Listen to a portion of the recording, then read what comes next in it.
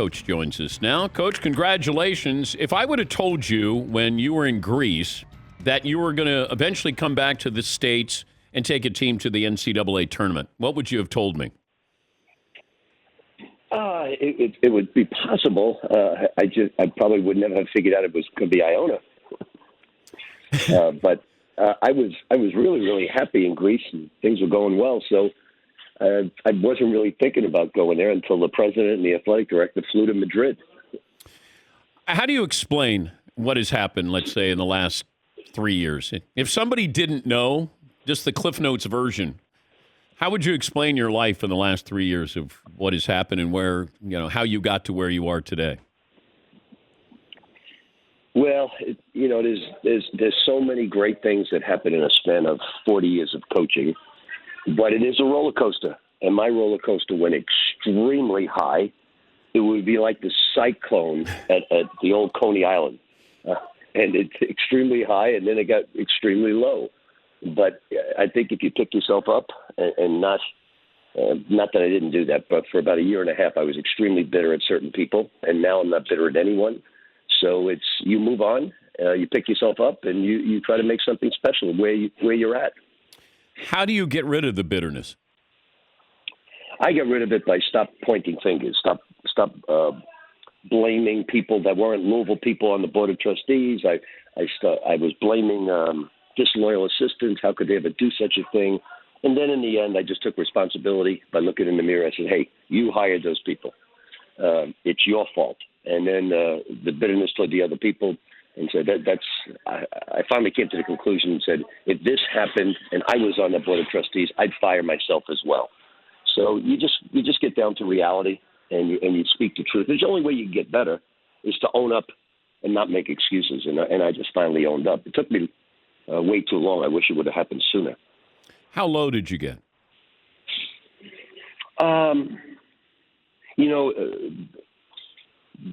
I had an awesome job for 17 years, and we had it rolling. 3 Final Fours, a championship. And so when all that's taken away from you and you're in Greece by yourself, you get pretty low. But the second year in Greece was so spectacular. That's when the bitterness dissipated, and I just had the most wonderful time, learned so much basketball that I didn't know in terms of different styles of play, met so many incredible people in Greece that I'm the national coach now. I'm still close with so many people. My agent over there has become one of my best friends. So in the end, you look back and say, hey, it was a new frontier, but it was really, really a special frontier. Has your coaching style changed? Just, what I learned, EuroLeague basketball, they're not as talented as the NBA, but a lot of NBA players at the tail end of their career play over there. Dominique Wilkins played for the team I coached. Byron Scott played for the team I coached. Tony Delk. What happens is you have terrific offensive basketball. It would look like Princeton on steroids in terms of the passing, the ball reversal, the bounce passes, the movement. The shooting is great with bigger, better players than Princeton. And then the defense is not as good as the NBA, obviously. But then you travel down to Tel Aviv and Moscow and St. Petersburg and Germany, Milan, Barcelona, Madrid, Istanbul. Some was fantastic. Some I don't want to go back. Where don't you want to go back to? I don't want to get killed, so I'm not saying. So Moscow or Istanbul, you might not put on your passport again. Moscow, I loved. Oh, okay. Absolutely loved. Was in the Red Square, and these people come up to you in their costumes and take pictures. It's all about money again, just no different than any other place, like 42nd Street. But the mall surrounding the Red Square is fantastic. Moscow, I loved. Very clean. Now, traffic in Moscow and Istanbul is L.A. times 5. Where's the strangest place you were recognized? Probably Moscow. Because basketball's not that big there. It's hockey and soccer. And the guy, the staff was having a beer at this place, and a guy came up to me and said, I see you all the time. You're an actor. And I said, well, some people believe that. And I said, no, I'm not an actor. I said, I'm a basketball coach. He said, that's where it is. Wow. Wow, that's good. We're talking to Rick Pitino, the Iona head coach, as Iona won the MAC championship. And they got number 2 Alabama coming up Saturday at 4 Eastern. What are the analytics on three-pointers now, since you sort of ushered in this era, when you were at Providence? But where are we now, do you think? I think Alabama is probably epitomizes where it has arrived. Because they totally, 40% of their shots are threes, then another 40% are at the rim, 18% they get fouled, and 2% is mid-range. They absolutely want to cut out the mid-range shot completely from their repertoire. So that's where it has arrived for Alabama. But what people don't recognize, what makes them so great, is they're also top 3 defensive team in the nation, adjusted defense. So they play fast, but they play awesome defense with great length. Now, if it was just a three-point shot or just getting to the rim with no mid-range game, they wouldn't be quite as good. But they were awesome. And in '87, when we started shooting more threes than everybody, I told my guys that, well, if you make so many 10 threes a game and you give up 9, it's not a weapon. So I said, we've got to make 7, 8 threes a game, but we've got to keep our opposition to 2 or 3 for it to really get the fruits of your labor. And then what Loyola Marymount did with Paul Westhead, was he taking what you started and then just kind of, Well, Paul also beat everybody down the floor and got a lot of layups, no question about it. Paul was a great offensive mind. The only difference is Loyola didn't play great defense. They were decent, but they didn't play great defense. Okay. And what makes not only Alabama play great defense, but they have great length, great athletes.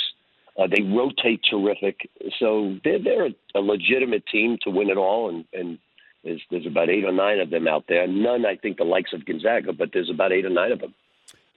The protocols that you had to deal with, that's something new for everybody, but how wild was it when you're not quite sure if you're going to play a game or have a practice or how many players you're going to have? Well, we probably were paused more than anybody in college basketball. We missed 55 days of practice, paused 4 different times. I didn't know, Dan, if we were going to play in our conference tournament because we swept Monmouth in 2 high-scoring games, and Isaiah Ross, our best player, had 31 points. That night he went on the computer to check out his Thursday test, and he had COVID. He played with COVID. Oh, man. He was asymptomatic. The whole team went back into pause. We came out, and 5 days later we had to play a game. And our AD and I said, is there any way you could get them ready in 5 days? I said, I'll try, but it's going to be difficult. And we went in double sessions. We went an hour and 20 minutes in the morning, an hour and 20 at night. And why only an hour 20? Because if you go any longer, you're going to pull a groin, pull a hamstring. So we got into it. We're still not 100% in shape, but we're getting there. Another couple of weeks, and I think we'll be there. I know that you're on record as saying you're going to retire at Iona, right? Yep, 100%. If Indiana called, would you listen to Indiana? I've had a few calls from people about, and I'm not saying Indiana, about other situations, and I told them, look, I'm honored, I'm complimented, but you see, Dan, when the president and the athletic director flew over to Iona, I tried to, because he was the president of Transylvania, a small school right next to the University of Kentucky. I tried to explain to him what went on at Louisville and how I had nothing to do. And he interrupted me, wouldn't let me go 10 seconds more, and said, Coach, we've already spoke to all Kentucky officials. We spoke to the Louisville AD. We spoke to 7 players you coached at each school. That we have already done our homework. We wouldn't have flown 16 hours here if we didn't do our research. So don't even bring it up again. We want you to be our coach. When he said that, I wasn't sure I was going to take the job.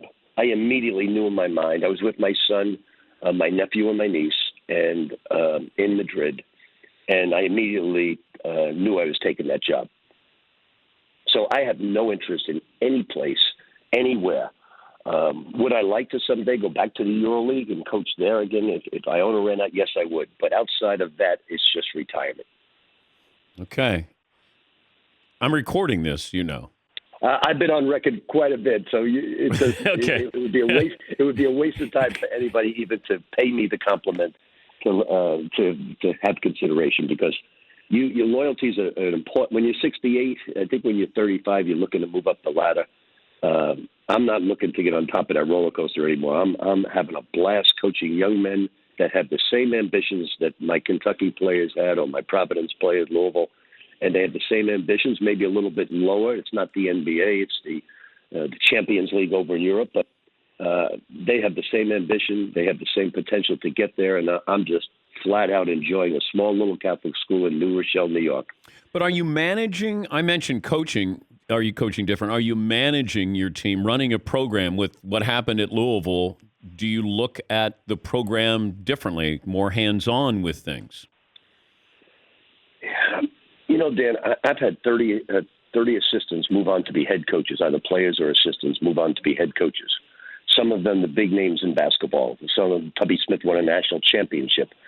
Billy Donovan's with the Bulls, and Jim O'Brien went to the Celtics, the Pacers, and the Sixers. So Frank Vogel was my student manager at Kentucky. I've had so many wonderful people that have gone on to great prosperity and success. Then I made a couple of hires that things were done behind my back. I trusted people, but I don't want to get paranoid with my staff right now. And like one NCAA guy said, "Did you look at his computer?" I said, "Well, first of all, sir, that's a felony. And second of all, no, I did not." And so I don't want to get paranoid and do that. But I'm certainly on top of every little thing, regardless whether it's Iona or Kentucky. You have to be that way today. I think you should bring back the white suit. Definitely. In New Rochelle, there's a lot of people walking downtown with white suits on, except they're probably in a different profession than coaching basketball. Yeah, but you could be in the medical field. Maybe Arthur Avenue and some of the gangsters. Do you still have that white suit? I do. I wear it at Prime 112 in Miami. Yeah, you could fit in there. Hey, good luck with Alabama. See what you created, these teams that shoot threes. Now you got to try to defend that. Good luck with that, Coach, and congratulations again. Thanks, Dan. Good visiting with you.